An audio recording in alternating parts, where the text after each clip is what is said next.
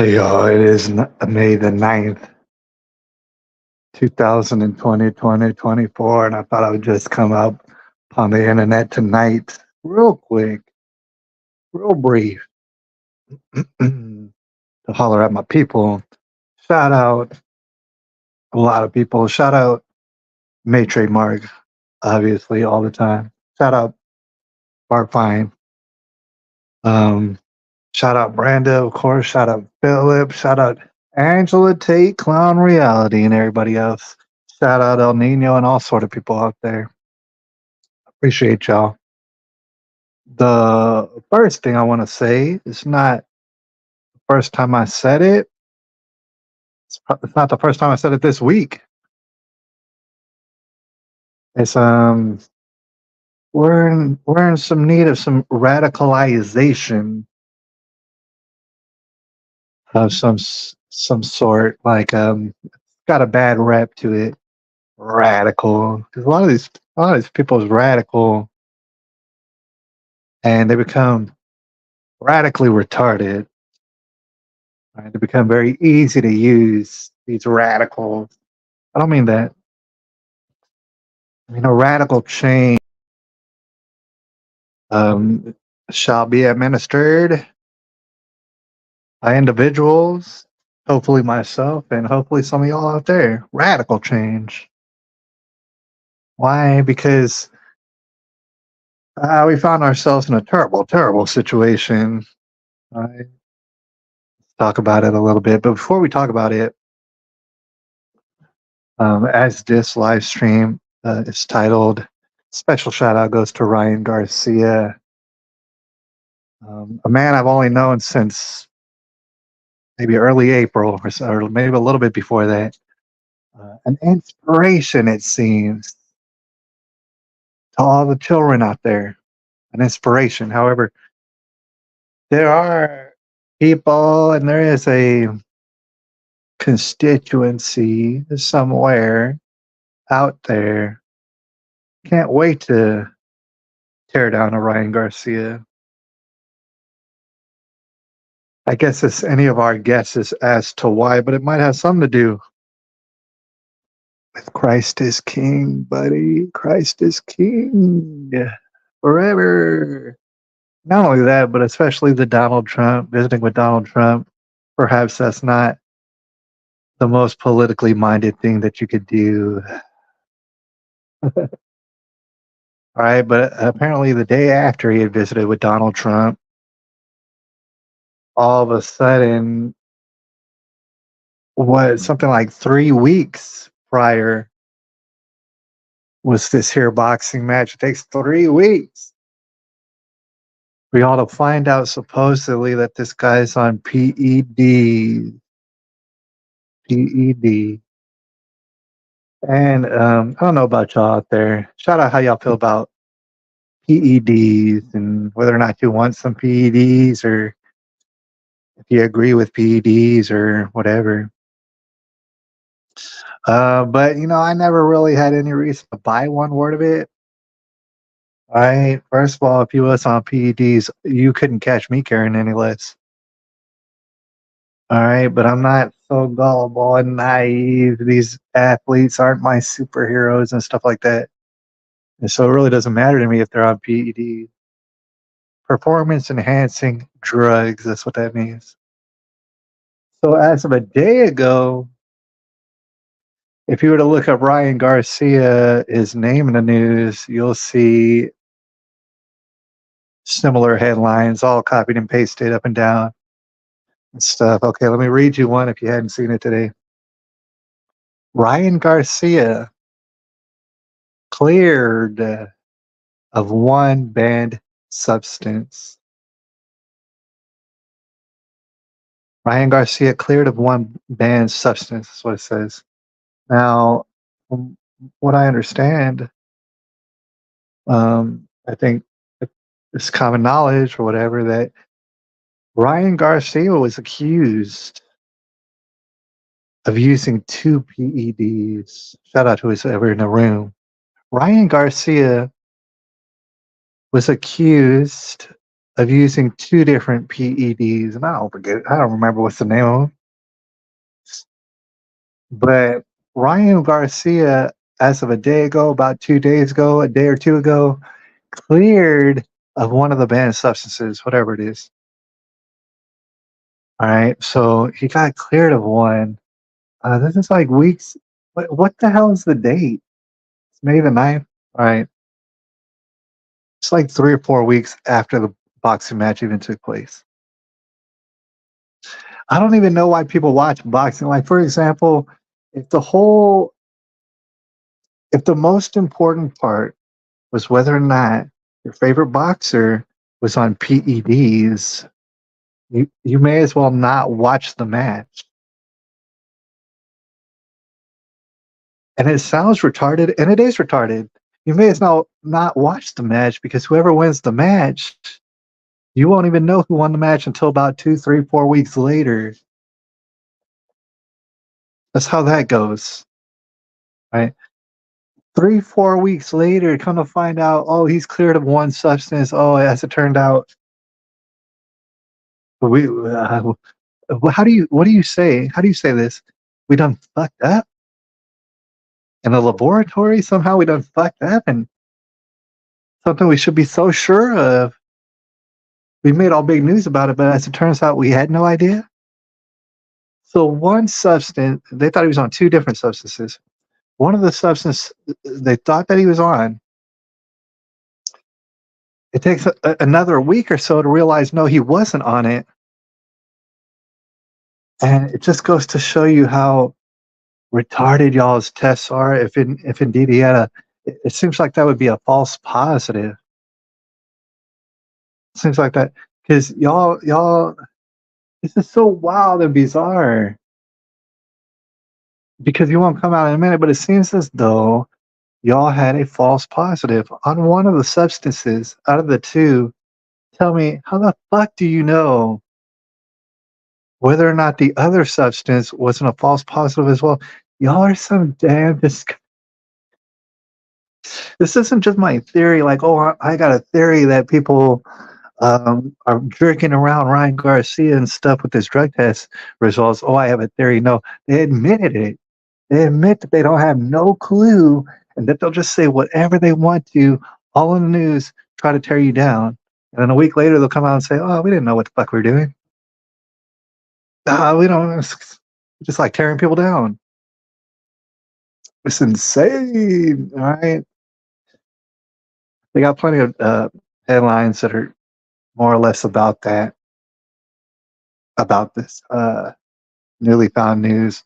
Yahoo Sports, they came through and said, because, they're so integritous or whatever, right? Ryan Garcia, according to Yahoo Sports, denies PED, performance enhancing drug use, but says he fought Devin Haney while high as fudge. I'm not sure what's the F word he used, but he was high as an F word, which just makes me laugh. That's the thing. Ryan Garcia is a very good boxer, but he seems to be even more of a PR man. He's so good at it. Of course, you say you're high as F when you beat up Devin Haney in front of everybody. I don't know if that's true, and maybe it was true. What did he mean by that? I don't know. I didn't read the article, but I will assume what he meant was reefer. I don't know if I should read the article. It's written by some retards. But I would assume he meant on reefer, all right, because it's so common. And that's what's just ridiculous. Like all these things, all these substances that you could have inside yourself. And like that determines all these sporting events and all this, but you can have reefer in your system. These people are going to confuse reefer and PEDs. Reefer, in almost most instances in the world, is not going to cause you to perform better. You might think that you're performing better, but you're not performing better, probably. right? Unless you're very nervous and you just can't operate without reefer, which a lot of people have become that way. But it's not a performance enhancer. In fact, it brings to mind to anyone who dares to think for themselves, what the F is a performance enhancer, anyways? Right? Because, for example, and it's the best example, caffeine. If you come up dirty on caffeine on a drug test, are they going to say you're performance enhancing yourself? Probably not. Probably not. But if you were to ingest like a tablespoon of caffeine, pure caffeine, do you know that you'll fucking die? I've been cursing too much tonight. All right, I got to tone it down a little bit. Do you know that you'll die? All right, it's a very, very dangerous substance in its purity, caffeine. Just so that you know, a lot of millennial autistic folks probably have died. They don't realize that caffeine is actually very dangerous. What is a performance enhancing drug? A lot of these drugs will tear you down in the end. They're just not safe. They're not compatible, a lot of these drugs, with living a normal human life to like old age necessarily. You do what you do, take you to the top. But however, it's going to be short lived. It's like you're making a sacrifice. To me, they're making a sacrifice. I think everybody else is very, very greedy, but not greedy, but naive and selfish, and maybe greedy. To say, "Oh, you're bad because we caught you on whatever." All your favorite little heroes, from Babe Ruth to Michael Jordan to everybody else, you have no idea what kind of performance enhancer drugs that they were on, and nor does it matter. It doesn't matter at all. So a whole bunch of stuff's going on. All right, real quickly, I'll touch on a few of the things before we get up out of here. But this is going to be a little bit of a shorter broadcast compared to tomorrow. I'm thinking tomorrow we might take a little bit more time out, get a little bit more prepared. But there's all sort of terrible, terrible things happening, and you see them in the news. Right? For example, Ric Flair is in the news. I just wanted to touch on it real quick. Ric Flair is in the news, and let him be our first example of these baby boomers were built damn near indestructible. And certainly, a lot of these baby boomers have died, but they were living just. A lot of them were living just on a razor's edge. It seems. I don't know.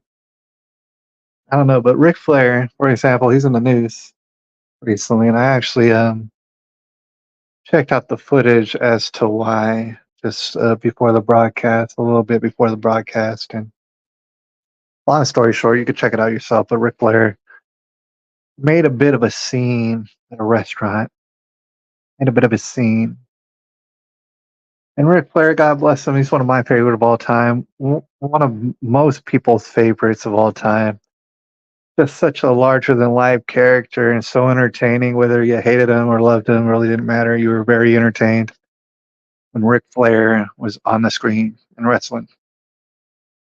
All right. So, but Ric Flair's old now. So old. As Hulk Hogan will tell you, not a lot of people even make it up, not wrestlers, going to make it up to that age. Right? Ric Flair is old as hell. And I mean, he looks even older. You can imagine, from a very rough lifestyle. Rough to say the least. Like, I'm not an expert on Ric Flair his whole life, but I am aware that Ric Flair should be dead maybe 2, 3 times over. Should be dead. But he ain't dead. It's ridiculous. It's ridiculous, and I thank God for it. I'm not like over here complaining about it. I thank God just to see it, just to see that take place.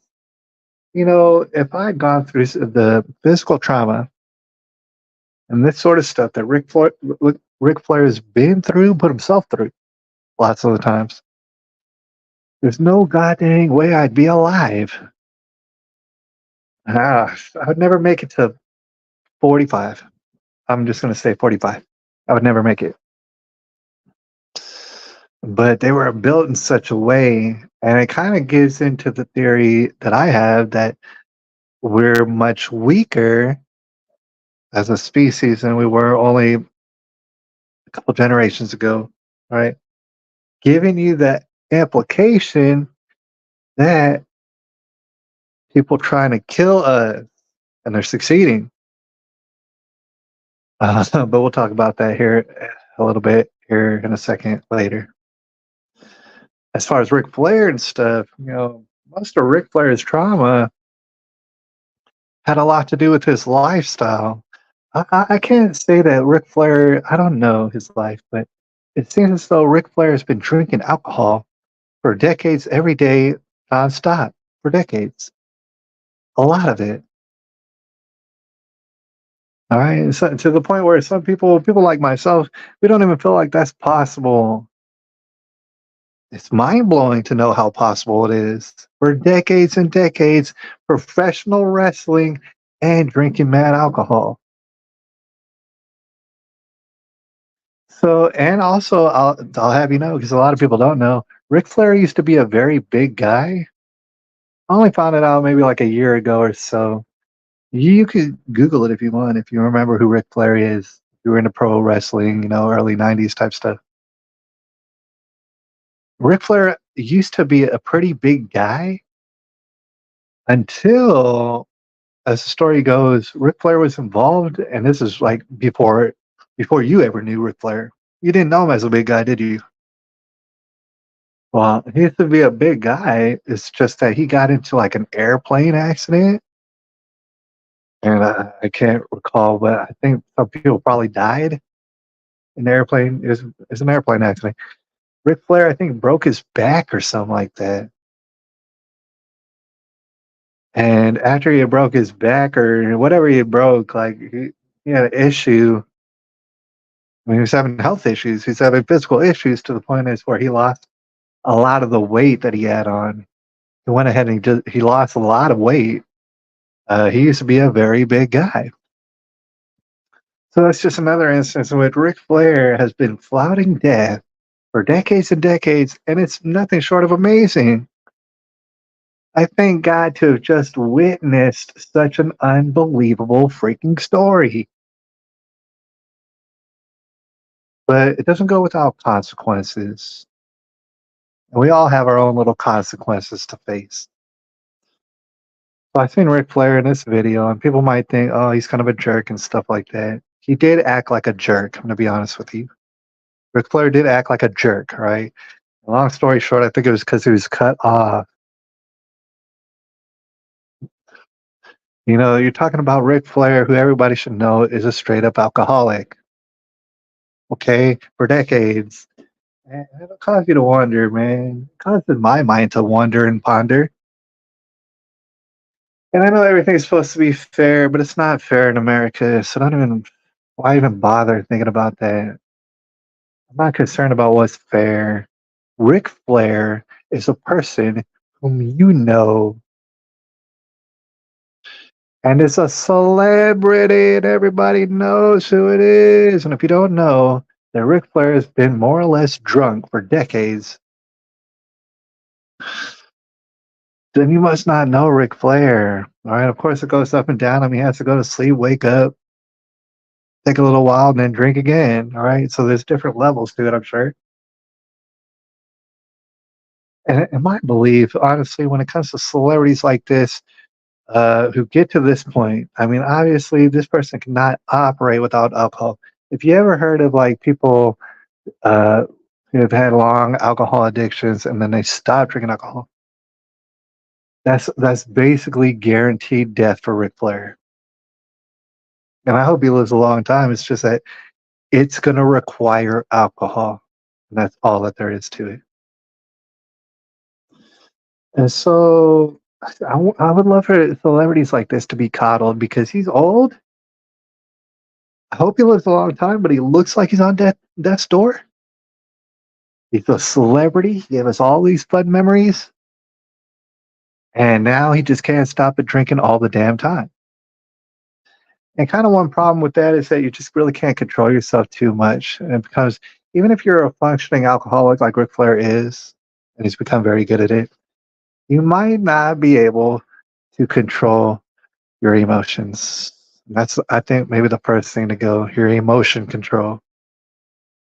You're going to fly off the handle. You're going to get very emotional.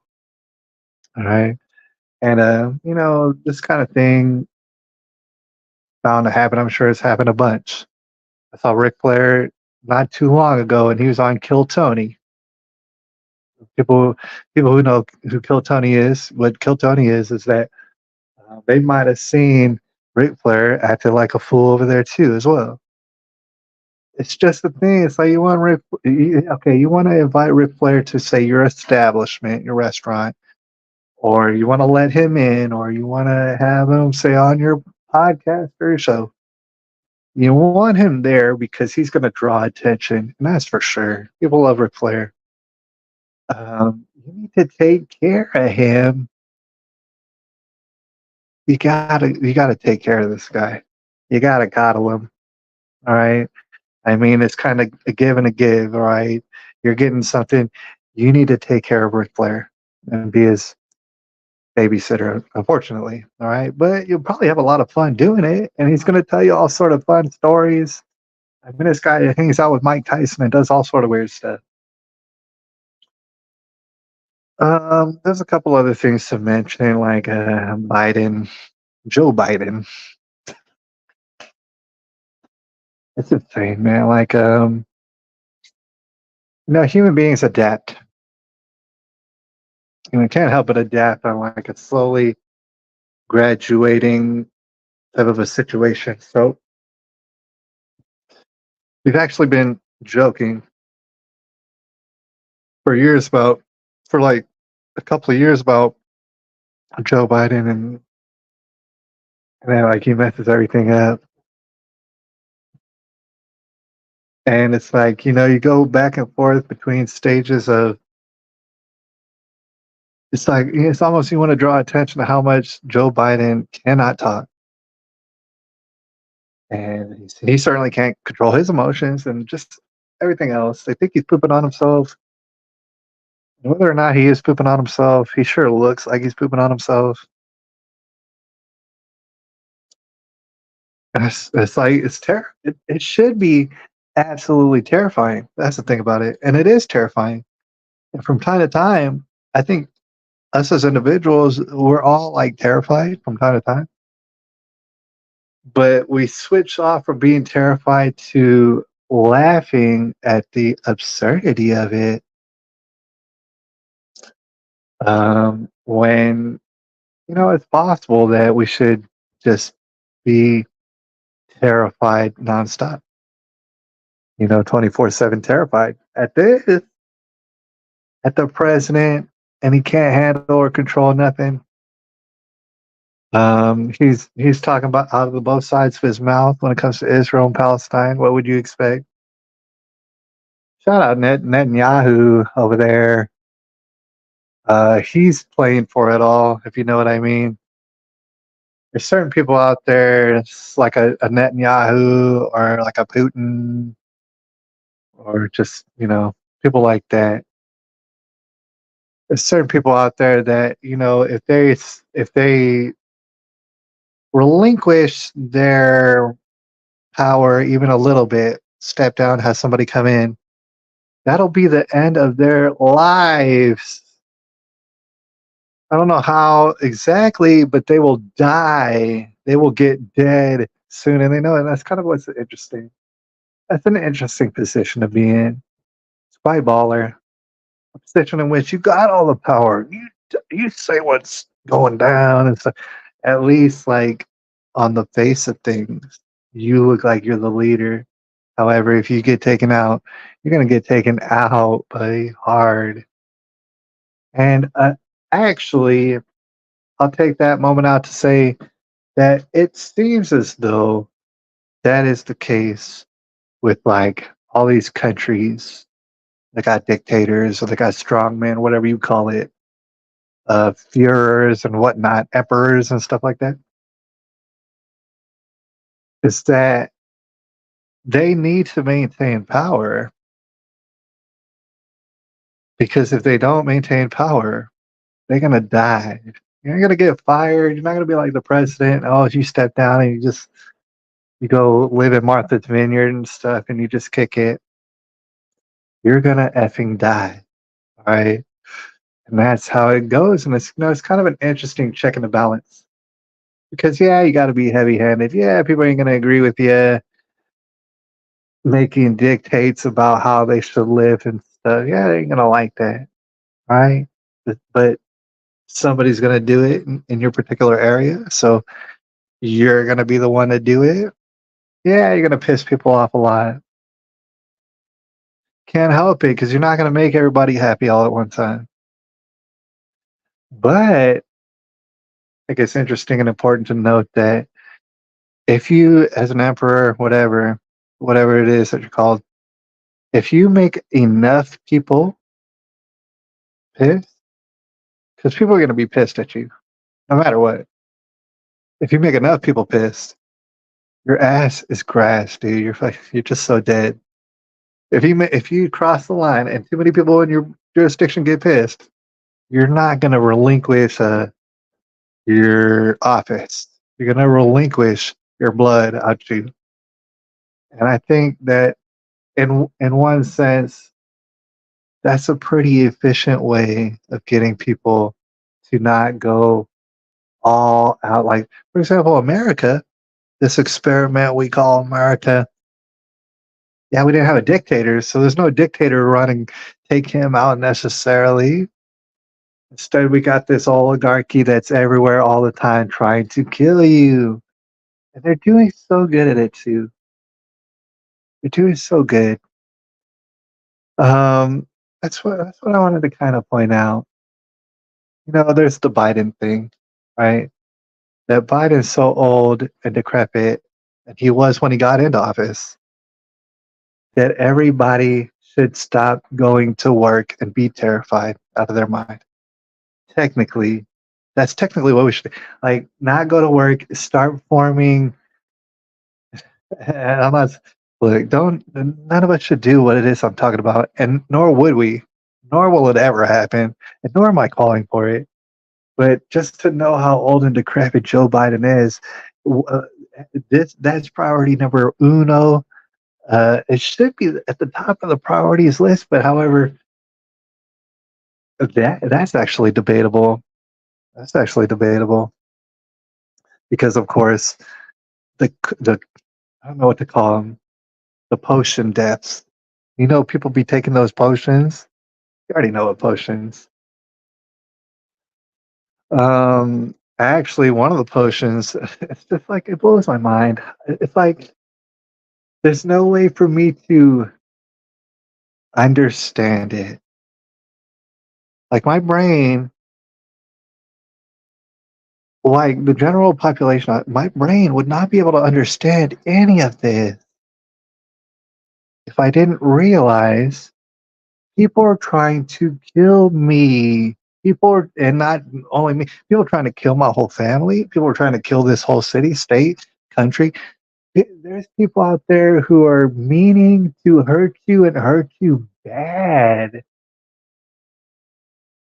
And I'm talking specifically about all these people running these countries want to have us dead. And they're actually succeeding at it very well, I might add. Very well. You and I are still alive technically right now, but a lot of people have died. Here's the thing, it's like, we all have to go to work, sort of, and then we all have to pay bills, sort of. We want the food that we choose. Don't we have to have money to pay for at least in America, that's how it goes. But it's so damn horrifying as well. It's like, of course we can't be in depression. Depression would have us effing everything off, and then we'd lose our jobs, we'd lose our families, we'd lose it, we'd lose everything if we were just to remain depressed. But horrified is a good word for it. Because right now, I don't think I'm depressed. If I had to assess myself, I'm not. I'm not depressed, but I am absolutely horrified. And I guess that's just a way that's how I am 24/7 now. Is horrified. And I mean, there's always bad stuff happening in the world. A lot of times we're not experiencing those bad things, and that's why we're able to not be horrified constantly. That's how that's how we carry out our regular, normal ass lives. But considering the millions, let's just say 20 million. If I say 20 million, I'm lowballing it, I think. I'm lowballing it. If anyone wants to come up in my face and tell me, if Donald Trump was to come up in my face and tell me safe and effective, oh, I saved 6 million lives, you're a stinking liar. You're lying to me right now. Whether or not you know it, you're so retarded that you're lying and you don't know it. You didn't, well, let me point out something. Because people be saying these things. I'm not a doctor, but I'll say whatever I want on YouTube till they stop me. And then I'll go somewhere else and I'll say whatever I want until they stop me. And then they're going to put me in a jail cell and I'll say whatever I want until they do something else. All right, but horrifying, terrifying deaths. The thing is, uh, Donald Trump and say other people, they say, "Oh man, we potentially saved about 6 million lives." I don't know where they get the number from, but they're like, "Oh man, we're pretty sure we saved about 6 million lives." I know a lot of people have heard them say that. The truth and the reality, even though I'm not a doctor, I feel like, oh, I'm gonna be vindicated, just like an Alex Jones, one day here into the near future. You know how many lives were saved by your therapeutic? Zero effing lives. Not one life. You effing liars. And it's like, I'm supposed to just live in here in this reality with y'all, and y'all think you just saved 6 million people's lives. There's people out there, I'm told, who have no idea that millions and millions of people have been killed by this potion, your fancy little potion. So it's like, yeah, man, I could, for example, as typical life for myself, I could play it off and I could just say, "Oh, you don't know, and no, you're never gonna know, and whatever. We can coincide and we can coexist without you knowing that all these people got murdered, and you could think that it's saving your life, and I'll live with this." Like I can't live with these people in their reality. They need to live in my reality. Because not to sound like a crazy person, but I think I have a good grasp on the facts. You didn't say shit. You killed a whole bunch of people and is still killing people, and Donald Trump never heard of it. It's insane. The types of deaths that I heard, I personally, I don't know. You can tell me if you want, if you know people who died and all this. I have people in my extended family who died. About three that I know of, and I don't even know my extended family like that. All right, like there's probably many more, but I don't know who they are. It's like, okay, three that I know have died. I don't know if who's ever in the building, if they recall, they might have heard me say before. They probably heard Uncle Robert, right? Uncle Robert. You know, I gotta ask my mom what exactly she remembers hearing about the hospital, simply because I'm curious, not because justice is going to be had. My uncle Robert died. It sounds like a terrible death. Nobody's going to get justice. Nobody's even going to ask a question. So that's terrible. But all right. So when my mom told me about his death, and she's not a doctor either, she was like, they told me they just told me that like all his organs shut down, like they all shut down. And I was like, wow, that sounds bizarre. I don't know anything. I'm not a doctor, but that sounds bizarre. All of his organs shut down. And then I was hearing this one lady who is just recently on Alex Jones. Gosh, man. And I'm actually going to get a clip of this lady, put it on my other YouTube channel that I have. I have like 3 YouTube channels. On my other YouTube channel, Gerard is Mania, which I haven't used for like months now, I'm going to start using that as a clips channel. All right. It was a pretty good idea, right? I'm gonna start using that as Clips channel just to put out information. Like for example, this one lady, she was just on Alex Jones, and she's like a medical coder, I guess, for this hospital. And she was saying all the stuff that she's seen. I mean, she was going on and on and on about stuff she has never, ever, ever seen before, never dreamt of seeing until after these potions started distributing it. Oh, and then she's seeing all sort of stuff she ain't never seen. She did describe people having what she described as total organ failure. From what I understand, lots of times they'll have an organ fail, and that's tough, and they might die from that. But it's not all of their organs all at once. Another thing, kind of interesting. I had 2 great aunts. They're my mom's aunts, and they had died even before. I can't remember who had died first. It was either them or my uncle Robert. Maybe it's damn near the same time. I'm I'm I'm pretty sure my 2 great aunts died, and then shortly thereafter, Uncle Robert died. My 2 great aunts, like I said, they died, both of them. These were 2 aunts who I hadn't seen for a long time. Great aunts, by the way. They live over in like the Castroville, Lacoste area. 2 very small towns outside of San Antonio. And with my mom's family, with my dad's family, nobody ever really. It's like, I don't know. We just don't see each other and we don't even care about it. It's kind of odd, but my mom still is a part of that extended family and stuff. So she knew about it. She heard about it. My 2 great aunts were found dead together. They were both dead. And it's not uncommon that they lived together. These 2 aunts, for as long as I can remember, they lived in the same house and stuff. And they both came up dead at the same time. And I don't know what's their vaccine status. I don't know what it is.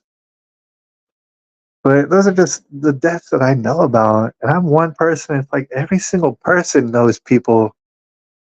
So would it blow your mind if I said 20 million? Because I think I'm lowballing it. It's like I'm wishing everybody the best. I want to help out where I can. But, you know, there has to be the realization that people are killing us. And it's only so drastic as of recently, but they've been killing us for quite some time, purposefully. I mean, it goes way back, way, way back. They've been killing us. It's just reached such scientific proportions that I couldn't even believe. Like, right before the broadcast, and I've talked about this before, but as much as horrifying as what I said about this topic before, it's only getting worse and worse. I mean, the potions themselves, that's pretty aggressive, I'd say. That's pretty aggressive. But these artificial sweeteners, it's like, dude,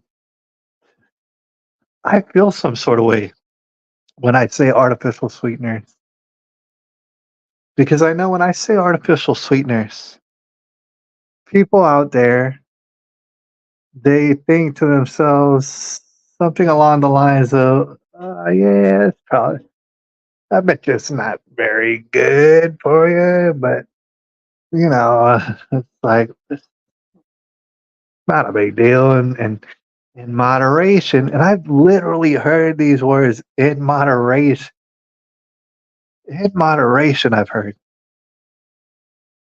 about these artificial sweeteners, and they only get worse. And like every couple of weeks, I can read about a brand new artificial. You wouldn't even believe it, but there's artificial sweeteners. We talked about sucralose, aspartame, all this sort of stuff.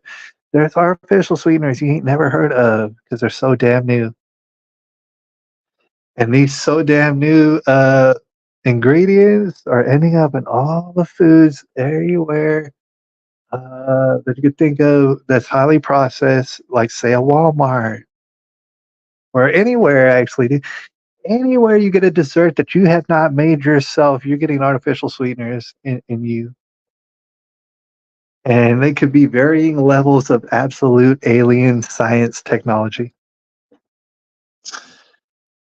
The article I was reading before this broadcast was talking about these three different artificial sweeteners that I never heard of before. One of them was neotame, which I think that's kind of, I think I heard about that before, but very, very new. And I'm reading this article and it's like, I've mentioned these statistics before, and it sounds like I'm lying. I feel like I'm lying when I hear them. Back when I said that, whatever, I forget if it's sucralose or what,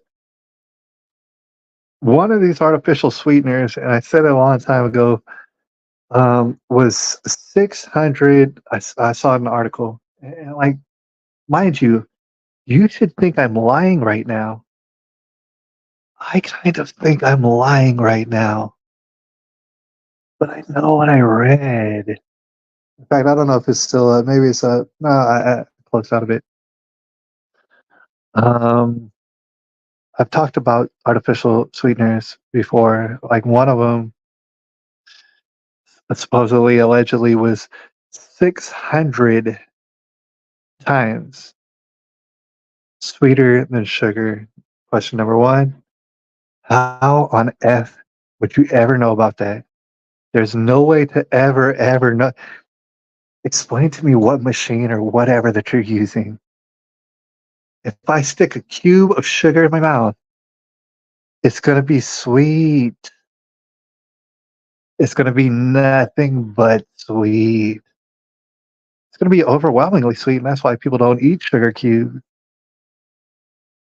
You're telling me that a cube that same size, made of whatever, sucralose or whatever it is it was, that's going to be 600 times sweeter than sugar. I'm waiting here for you to explain to me how you would know that. But I'm reading an article just earlier today, and one of the new ones that they had that they were talking about, they claimed was 6,000 times. And I would love to be able to ask them, hey, are you retarded? Do you mean maybe 6,000% more? Because as much as 6,000% would be a lot, 66, what did I say? 6,000 times. I'm gonna see if I can bring it up again right quick. Because I want to read for you word for word what the hell I was reading earlier. Freaked me out. There's so many articles about it that I don't think I'll be able to find it right now, but I'll make it a different video in which I read it. And I feel like I'm lying. You might as well call me a liar. It said 8,000 times sweeter than sugar. if I if I because I'm not an authority figure to you, if I came to you and I handed you something and I said, "Look, this is 8,000, this is 6,000, I don't even know what number. This is 1 billion, billion, trillion more sweeter than sugar." You're gonna put it in your mouth? Are you gonna put it in your mouth? I mean, I'm a damn I might be a damn weirdo. I'm not putting it in my mouth. I'm gonna assume it's poison. And they're putting this stuff on, like, birthday cakes and stuff, and just like, oh, it's the new thing. Now this is the new thing. Oh, it's safe and effective. Don't you even worry. Don't you like desserts? We're not going to tell you about it. We'll put in little fine print down there, maybe that you got secret alien technology, maybe. And maybe when you take your birthday cake home, for, like, say your 7-year old daughter's birthday, and you take it home and she dies, and, like, everybody at the party gets just deathly sick. Wouldn't that be terrible? I've read about that actual incident taking place. Never forget, says, "Good evening. I don't know how many people in my little town passed, but every weekend for about 3 months, there have been about two funerals." So you can imagine when I say 20, that's the thing about it. When you think about when you and I think about the number of 20 million, it might be hard. I know it's hard for me to wrap my head around 20 million, the number of 20 million. When we think about it, it's not from, oh, the TV, oh, the internet told me that. We know people are dying, they're dying. And we know these people and they're dying. So 20 million is actually not even that. It's really not that much. Um, Coming to get us. And I suppose that the reason I say it is not to get people scared. Obviously, all my friends, whoever comes through, it's not really to do that. And I'm not here to tell you what to do, nor can I advise you on how to live your life. But I'm knowing for myself, for example, before we get up out of here, that I need to be radicalized. As I mentioned there at the beginning of the broadcast, I need to be radicalized because there needs to be a serious change that takes place. And he's not the only one to say it. He's not the one to coin it, but shout out to Andy Elliott. Andy Elliott, he's a big jacked, or he's not that big, but he's jacked and he's a salesman and he's pretty cool. Andy Elliott says a lot, and I've heard him say it a lot. He said, "Nothing will ever, ever, ever change. Nothing's ever, ever, ever going to change. Nothing's going to change. It's never going to change. Never, ever until you change." And that's all that there is to it. It's just not going to change.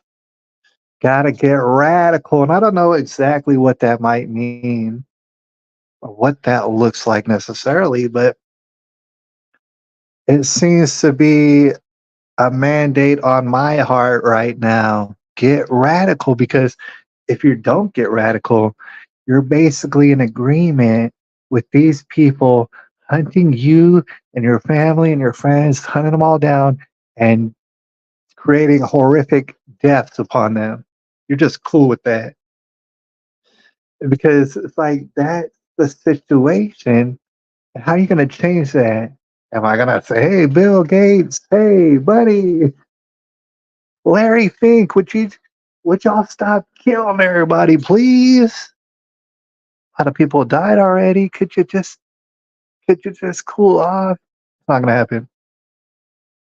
If I want the world to change, well, I gotta change myself. Could be radically, could be drastically. I don't know. We'll find out, what exactly that means. But what kind of coward would that's the question I'm gonna ask right now. What kind of coward would I be to stay the same as keep doing the same thing that I've been doing, even though I thought it was right? keep going the same trajectory that I've been going just so that they can get me in their net slowly and surely. And anyone who I might come to love, they're gonna get them too, and torture them and torture them. Never forget this. I've been wondering if depression is a virus that runs in cycles. No, perhaps it could be. That's a very deep. That's so damn deep. Never forget.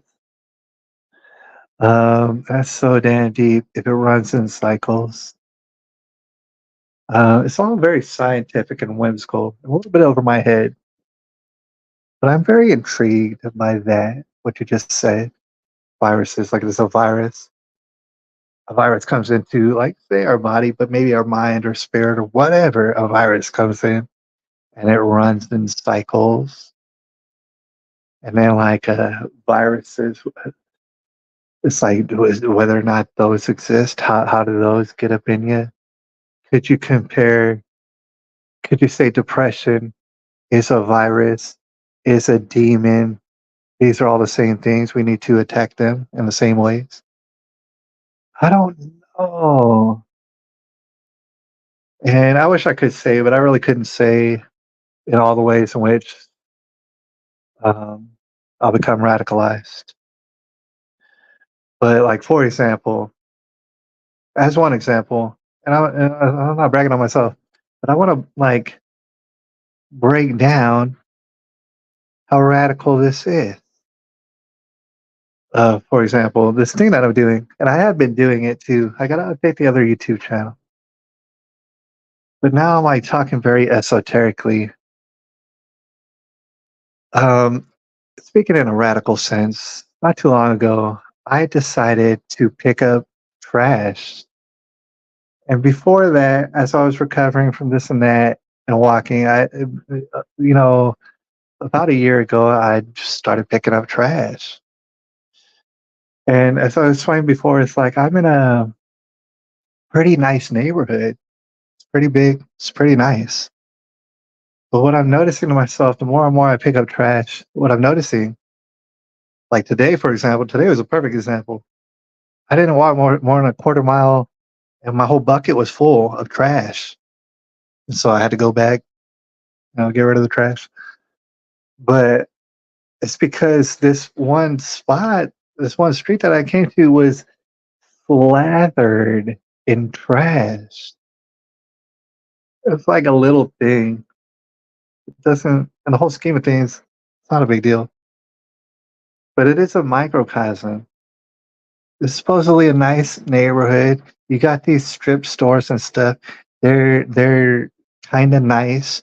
They sell foods and stuff like this to what seem like nice looking people who all these people are paying big money. I mean, when I say nice, I mean it costs money. And people walking around and see, that's the thing. People are so oblivious now that they don't even notice it. Most people, they might notice it there in their subconscious, but in their conscious mind, they never think once about it. It's never a thought in their head.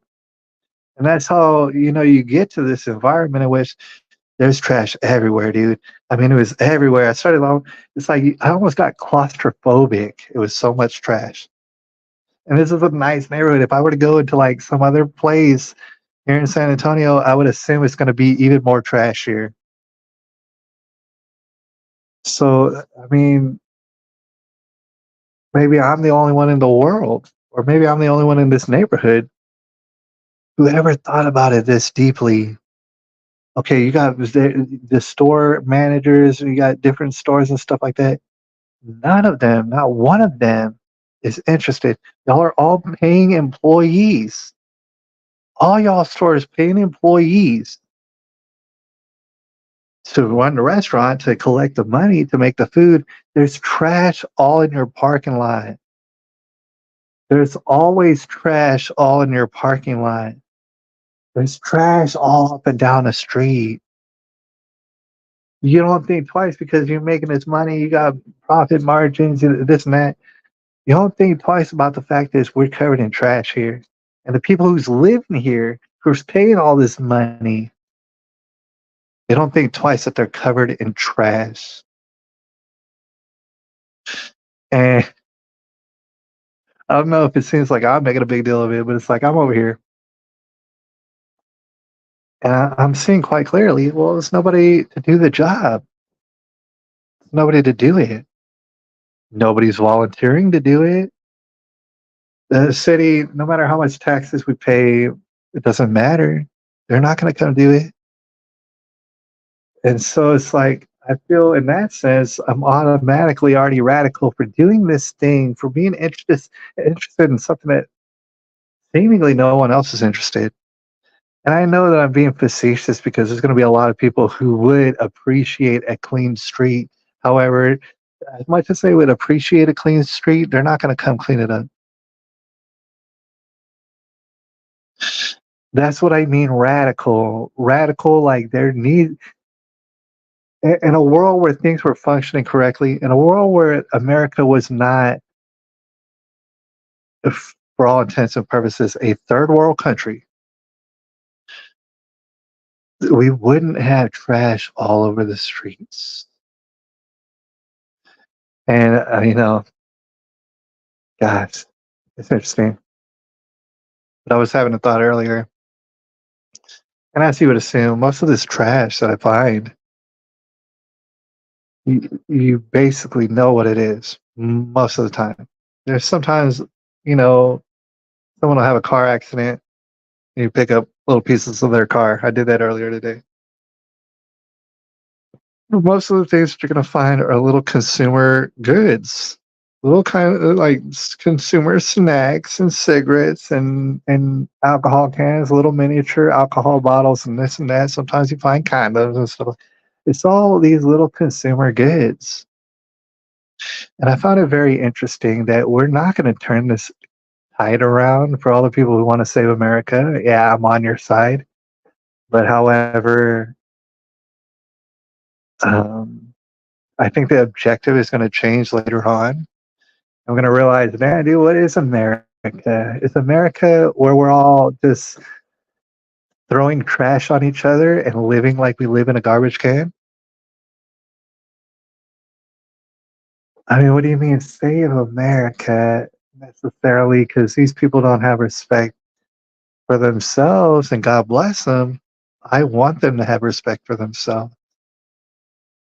In this simulation that they've been placed in, the last thing that they really have is respect for themselves.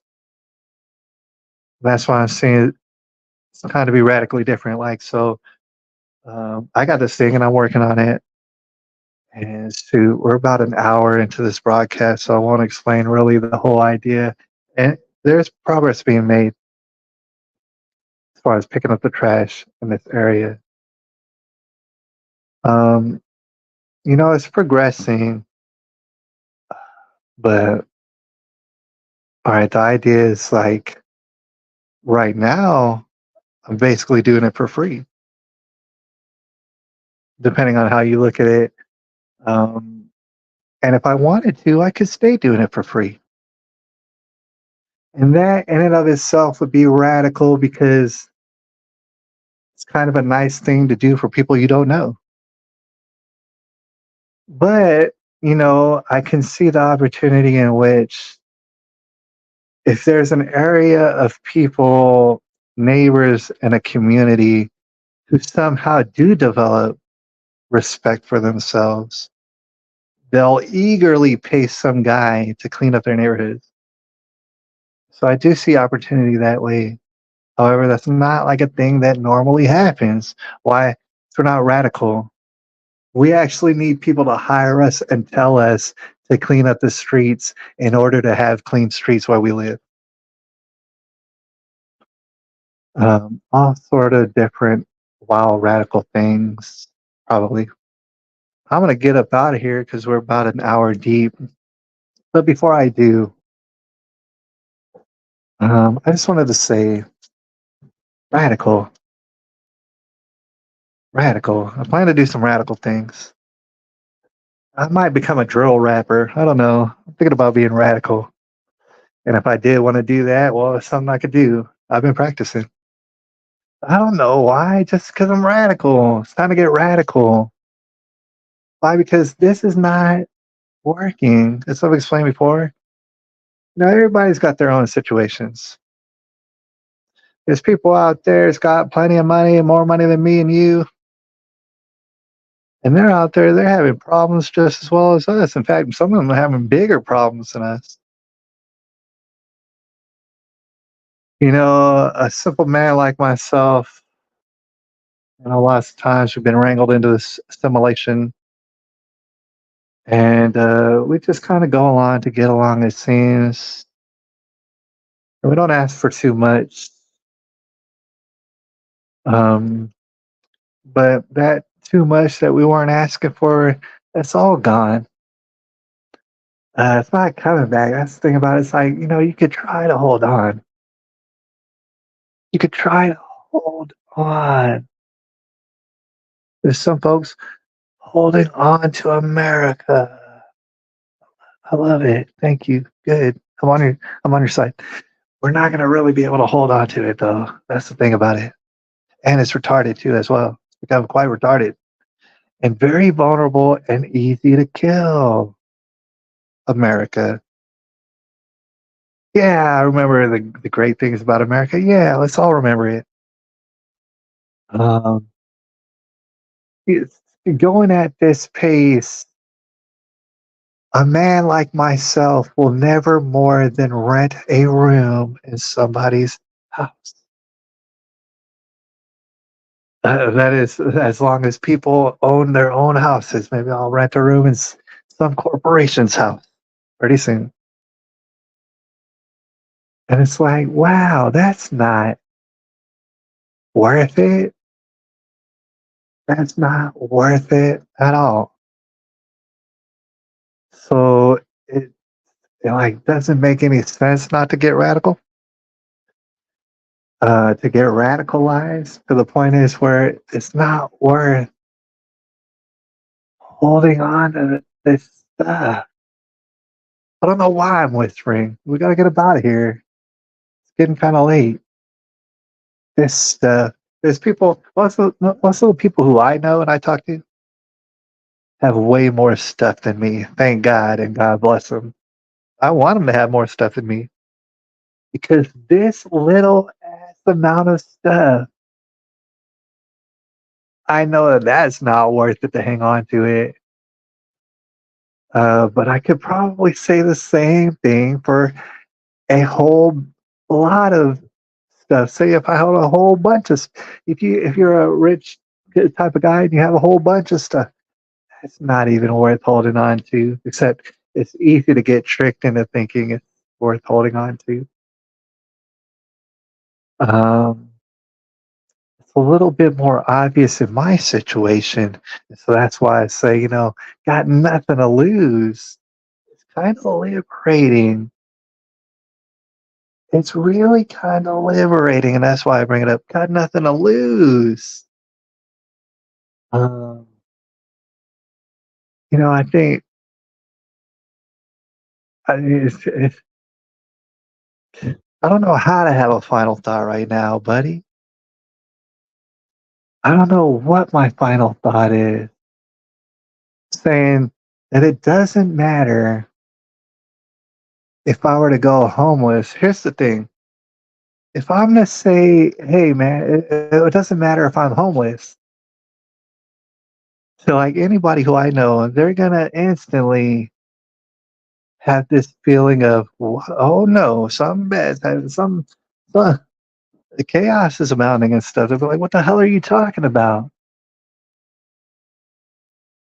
And it's just, when I think about it, it's like, man, I spent a lot of money to live in a room,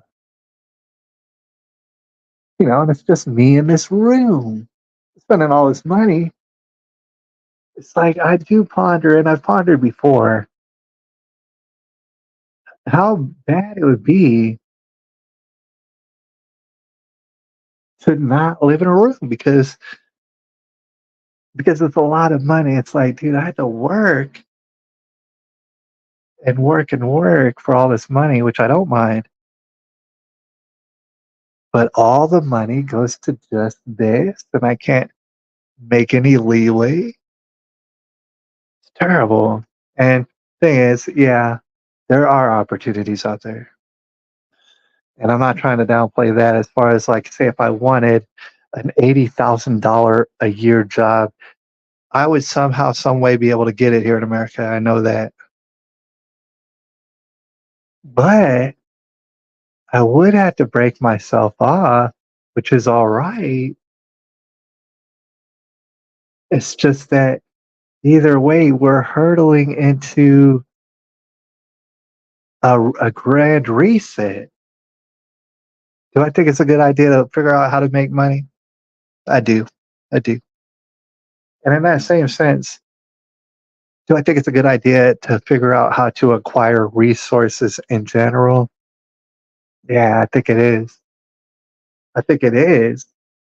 I think that's very noble and it's something that I would like to do.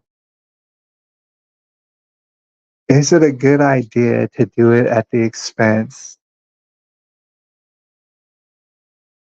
of like basically selling everybody not into slavery because we already are in slavery, but selling them into an even worse slavery by not becoming radicalized, by not truly believing in ourselves, by to some extent believing, continuing to believe in the simulation that we've been placed in. As we get up out of here, I'm wishing Never Forgets the best. I don't know if she's still around, but or whoever's in the chat. I'm wishing Never Forgets the best. And Lord knows me and Never Forgets. We've lived long lives and we've experienced depressing moments. And I would assume that depressing moments will be in both of our futures, unfortunately, in all of our futures. But what I'm going to try to do tonight is wind down and get myself together, get stuff looking nice, um, and ready to be used for tomorrow. There's activity tomorrow where I'm going to want everything to just be in place when I wake up. I want to wake up and find everything in the place where I need it and want it. It's not much. These little things, I want to wake up and find these things exactly where they need to be. And then as a depressing feeling hits me, and I don't know about y'all, when it might hit y'all, a depressing feeling hits me exactly when I wake up. Maybe almost every time I wake up. It's hard to say. There's probably mornings which that doesn't happen, but it hits me when I wake up. Um, and to override it, especially recently, but here into the future, it's important that I remember first thing in the morning, whether I had to like write it down or read it out loud or something. It's important that I remember um, that we're in a simulation. We're being lied to. We've been lied to. It's on purpose. It is to subjugate us. It is to harm us. It is to get rid of us. And if I do anything but become radical, I'm basically just accepting that. All right. So as we get up out of here, I invite you to become radical with me as well. But I do discourage you from going on a hunger strike for Palestine over at your Ivy League university. And I absolutely discourage you from setting yourself on fire unless you're some sort of retard. Everybody's going to forget, even though you thought you were doing something real big. I don't wish you to put violence on anybody. I'm not advocating for you to become the radical that radical that they define for us in this simulation. Because Lord knows that's exactly what they would want you to have happen, where you lose it and crash out. And that's not what I'm talking about. But I'll holler at y'all about it more later. I guess tomorrow on Friday. It's way too late right now. I'll holler at y'all a little bit later.